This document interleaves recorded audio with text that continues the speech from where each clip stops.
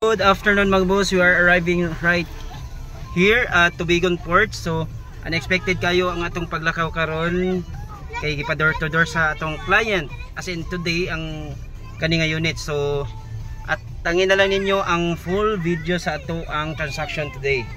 So again, we're here at Tubigon Port. 3, 2, 1. Mga boss, good afternoon, your Kuya Elmer here. So right now nata sa Tubigon Port and padung mi sa Tagbilaran City kay among idol to door ni nga unit 7,000 mileage MGHS Trophy 2023. Grabe kahinog. So mga boss, medyo taas sa ato istorya karon kay this is the part 3 sa atong transaction with Sir Ayan all the way from Tagbilaran City.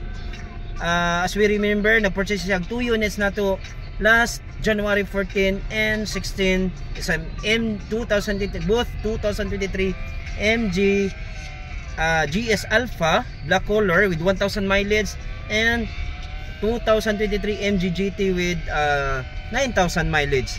So karon mga boss, nganong gihatod nato na today. So ang istorya na mga boss, ang first option gyud ni client during the purchase niya sa MG GS is naa na gyud mi na reserve nga MGHS Trophy that time. So na-reserve niya to, but pag assess niya sa unit, kumbaga na magitay standard, most especially kung cash buyer ta. So in short, na taasan na siya sa mileage, which is around mga 32 na sad to. So good thing na amin na-replace nga unit ato nga 1,000 mileage katong na first purchase niya nga HS Trophy, MGH GS Alpha.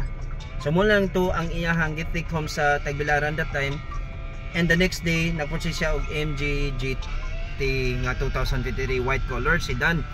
So the day after adto nga pag-purchase niya sa GS Alpha, pagka gabi naabtan mi aning among gihatod karon nga 7,000 mileage ra, super kahinog. Makita ninyo naka-plastic pa gyud siya. Boss Junior, shout out. Ako gyud ni partner everywhere gaasa mi magkuhag unit. So as car marketer, so ganahan sad ko nga makita gyud ni sir or ma-produce gyud nato ni sir ang iyang, kumbaga ang iyang gipangita nato iyang customer satisfaction. So akong of course gi-offer na ko ni sir what na gyud tay naabtan based sa imuhang ganahan nga unit. So ako siyang try o convince nga pwede man nato trade in ang imuhang napalit nga Alpha. So good thing na kasinabot si dealer and akong buyer nga regarding sa trade in. So muna ni karon amo nang ihatod door to door sa balay ni sir going to Tagbilaran City. So thank you mga boss.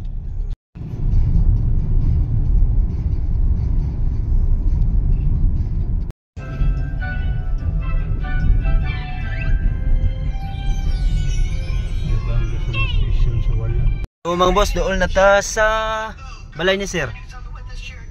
Doon na ta. So time check is almost 6 PM na. So door to door gyud nato ni. Asa dito ta?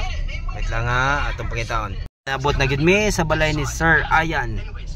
Door to door diri sa Bohol. So Sir Ayan ay.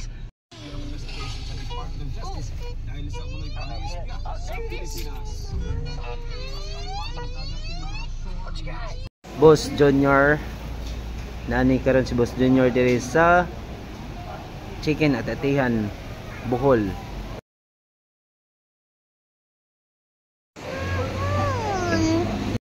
So mga boss, human nami og panihapon nag-treat si sir, then balik nami padong Tubigon. Dala na sa namo ni ang gi-trade nga unit kato iyahang first nga gi-purchase namo.